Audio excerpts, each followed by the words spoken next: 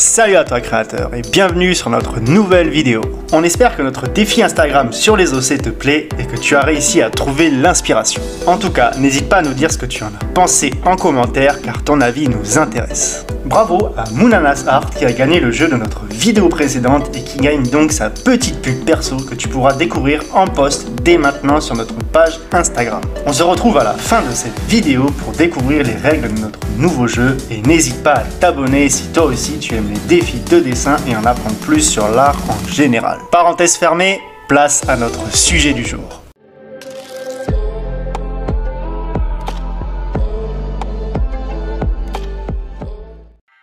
N'as-tu jamais rêvé de fouler le sol lunaire et bondir telle une biche sans pesanteur ou encore de gravir le plus haut sommet du monde, l'Himalaya, pour boire un petit thé au calme avec des moines tibétains?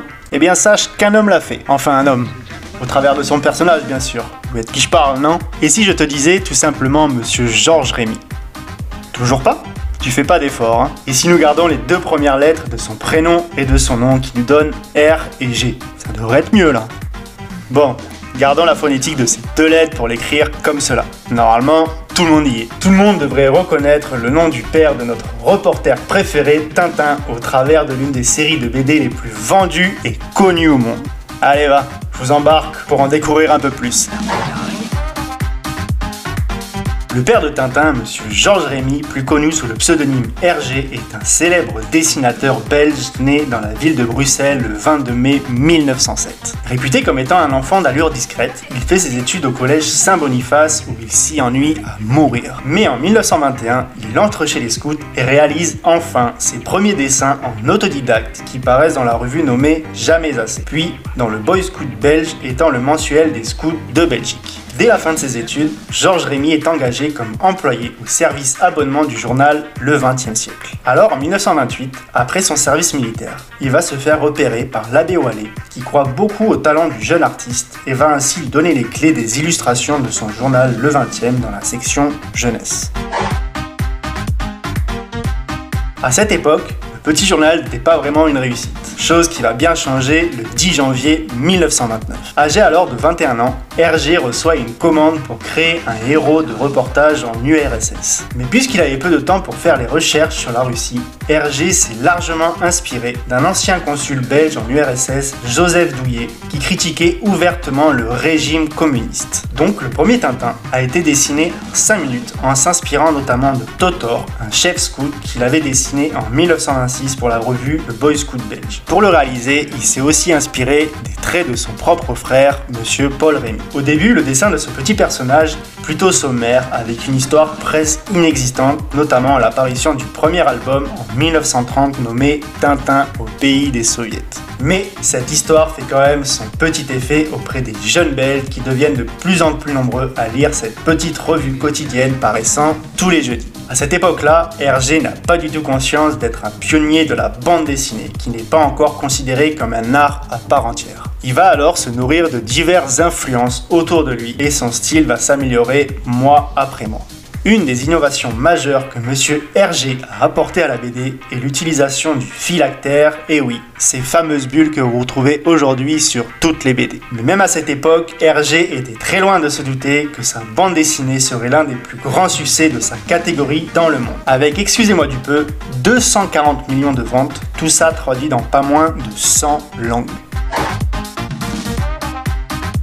Et oui, dans la première bande dessinée, Les aventures de Tintin au pays des soviets, sur le premier tome de la saga, Tintin avait en effet sa légendaire houppette ABC. Et pour la petite histoire, à la 7e page, lors d'une course-poursuite dans une voiture décapotable, le dessinateur décide de relever la petite mèche blonde de l'aventurier pour exprimer la vitesse. Il ne la baissera ainsi plus jamais. Lors de ses aventures aux quatre coins du globe, de l'Inde au Tibet, en passant par l'Égypte, Tintin n'a jamais pris une seule ride.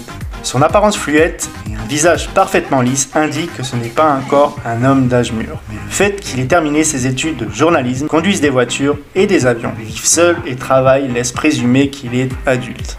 Personne ne connaît son âge réel. Dans une interview pour répondre à cette question, Monsieur Georges Rémy a simplement dit « il est jeune ». Voilà une réponse de Hergé qui le caractérise totalement. Les gens le décrivent comme un homme dans l'ombre de son personnage, avec des discussions certes aimables, mais ma foi un peu fades à tel point que les fans en viennent à se demander comment cet homme pouvait être l'auteur d'une œuvre pareille. Si Tintin n'a pas de famille, c'est tout simplement que Hergé, en le créant, a voulu se débarrasser de la sienne. Il se rêvait la vie de son personnage et voulait oublier sa triste enfance avec sa famille. Fragile, la mère de Hergé est morte après avoir sombré dans la dépression. Enfermée dans un asile psychiatrique, elle a subi des séances d'électrochoc et l'internement fut violent. Le traumatisme de cet enfermement, on le retrouve dans les scènes de démence du capitaine Haddock, mais aussi quand le docteur Muller menace d'envoyer Tintin à l'asile en disant « Ceux qui entrent ne sont pas toujours fous, mais après quelques jours, ils le sont réellement ». On dit souvent que l'œuvre d'Hergé est très conformiste, mais le seul personnage véritablement conformiste dans l'œuvre de Tintin reste Séraphin Lampion, le seul qui est réellement une famille. Une famille dysfonctionnelle entre une mère mélancolique et un père souvent absent. On fait de lui un personnage extrêmement angoissé. Si Hergé a fait de nombreuses confidences sur son héros, il n'a jamais révélé d'où lui était venue l'idée du prénom Tintin. Mais dans ses mémoires, il a toutefois avoué l'avoir choisi dans l'urgence. Pourtant ce prénom, pour le moins original, ne lui est pas venu par hasard. En effet, il a été fortement influencé par le travail de Benjamin Rabier. Ce dernier a notamment créé le personnage Tintin Lutin, le héros d'une jolie histoire qui a bercé l'enfance d'Hergé. Tout s'explique. Pour des générations entières, les aventures de Tintin ont été l'occasion d'une véritable initiation géographique. Et oui, à cette époque où il n'existait encore ni télévision ni magazine, les petites aventures du reporter ont ouvert pour les jeunes une fenêtre sur les paysages et les phénomènes naturels les plus spectaculaires du monde encore très mal connus. Du Sahara aux chaînes de l'Himalaya, en passant par les forêts d'Amazonie et les landes d'Écosse, les vignettes en couleur d'Hergé foisonnent de détails, révélant une planète truffée de surprises et d'embûches. Celui-ci a même foulé le sol lunaire. Notre petit aventurier part explorer la Lune en 1954, tout juste 15 ans avant que Neil Armstrong n'y marche réellement. Et qu'obtenez-vous si vous combinez ces deux exploits ? Eh bien tout simplement un exemplaire en français de l'album On a marché sur la Lune, dédicacé par Hergé, Buzz Aldrin et Neil Armstrong, vendu aux enchères pour plus de 100 000 €. La première amoureuse de Georges Rémy était une jeune fille noble, Marie-Louise Van Custem, dite Milou. À cette époque, les jeunes ados ont été contraints de se séparer suite au désaccord des parents de la demoiselle. Un véritable drame dans la jeunesse d'Hergé. Mais quelques années plus tard, vengeance ou clin d'œil, au moment d'appeler le chien qui accompagne Tintin, il se souvient de Marie-Louise.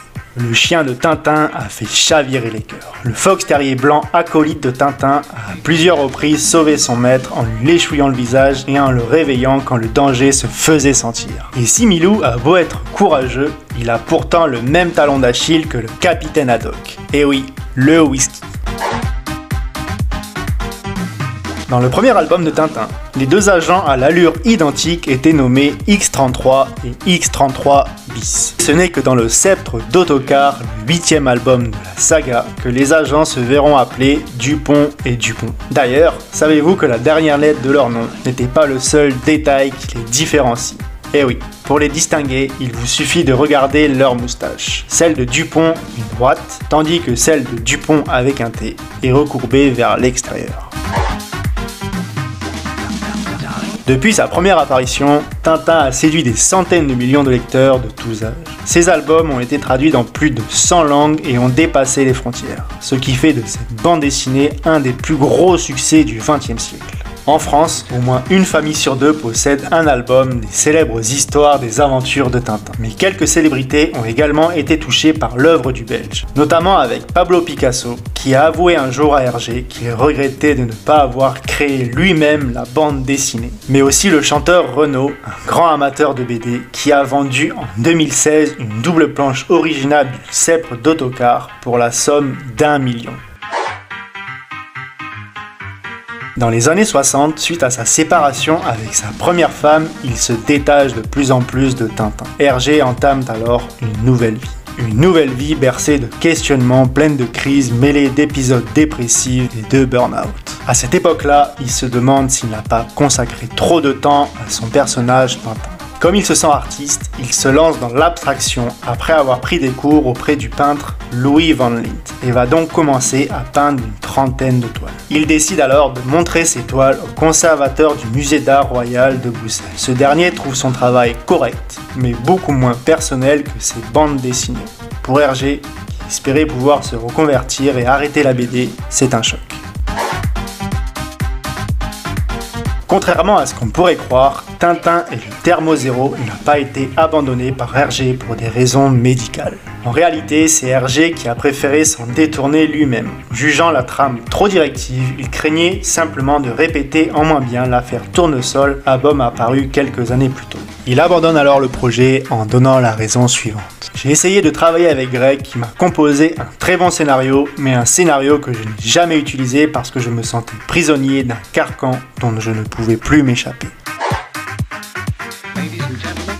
Le 3 mars 1983, le monde pleure la mort de ce fabuleux artiste parti un peu trop tôt, à l'âge de 76 ans, des suites d'une possible leucémie. Ces enfants imaginaires auront définitivement conquis le monde entier au travers de leurs merveilleuses histoires, certes parfois en demi-teinte, notamment avec la bande dessinée de Tintin au Congo ou du Lotus Bleu avec les histoires de propagande. Mais ce qu'on en retiendra, c'est que cet homme nous aura fait vivre de superbes voyages et des histoires trépidantes durant notre enfance. À tel point que Tintin gagne sa place auprès des plus grandes œuvres littéraires internationales en 1999 à la demande du monde, plaçant ainsi la bande dessinée Le Lotus Bleu à la 18e place parmi les livres qui auront marqué le 20e siècle. C'est le héros dont tous les jeunes rêvent et deviennent lorsqu'ils se plongent dans ces merveilleuses aventures. Mon dessin que je vous ai présenté tout au long de cette vidéo aura eu pour but de résumer l'amour que portait Monsieur Georges Rémy à ses enfants. Mais en même temps, cette vie bercée d'imaginaire qui lui aura permis à lui aussi de voyager pour oublier un peu ses propres angoisses et ainsi découvrir le monde de son propre chef. La lueur du Lotus Bleu résume en partie le succès et marque aussi le début de ses premières vraies recherches qui donneront du réalisme à ses BD, notamment avec l'aide et l'inspiration de son ami Chang Chong-yen pour le Lotus Bleu. Comme d'habitude, voici notre petit jeu qui vous permettra vous aussi de remporter votre petite pub perso. Et pour cela, il vous suffit de retrouver les 3 images que nous avons cachées tout au long de cette vidéo et de nous donner le nom du film à qui elles appartiennent en commentaire. Voilà tout pour cette vidéo, on espère que vous avez pris du plaisir à en savoir un peu plus sur ce merveilleux artiste à nos côtés. N'hésitez pas à commenter pour nous dire ce que vous en avez pensé, ça compte beaucoup pour nous et ça motive pour la suite. N'hésitez pas à vous abonner à notre chaîne si vous voulez découvrir d'autres artistes à nos côtés. Bon dessin à tous et n'oubliez pas que sans création, il n'y a aucun défi.